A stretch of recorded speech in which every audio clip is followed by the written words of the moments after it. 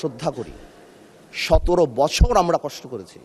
এখানে আমার ভাইয়েরা অনেক বেশি কষ্ট করেছে। আমরা জেলে গিয়েছি, আন্দোলনে ছিলাম, 20 দলে ছিলাম, 4 দলে ছিলাম, অনেক আগে থেকে।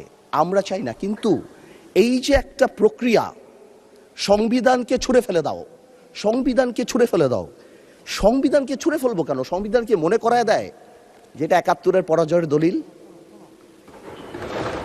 কেউ এক গুলিতে মারা গিয়েছে কিন্তু অনেকেই।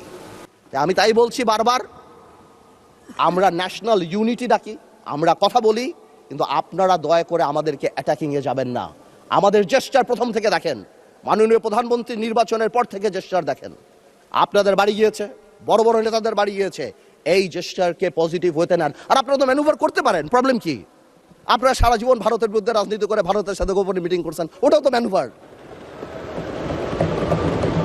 আপনারা তো ম্যানুভার, এমন তো না আপনারা। No, this is the good quality brother, don't be upset. আপনারা তো মিটিং করছেন, this is the good quality.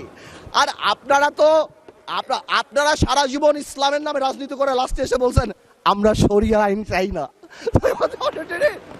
আপনারা তো ভোটের জন্য ইউ হ্যাভ ডান ইট। আজকে প্রবলেম কি? তা আমার কথা বলে একটু ম্যানুভার করেন। সংবিধানটাকেও আমরা রেসপেক্ট করি, জুলাই সনদকেও আমরা রেসপেক্ট করি। ইনশাল্লাহ, since we have good spirit, we have good intention, আমরা পজিটিভ ভালো কিছু নিয়ে আসব।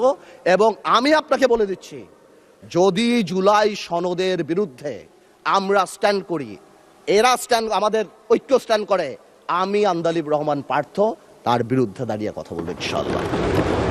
বাট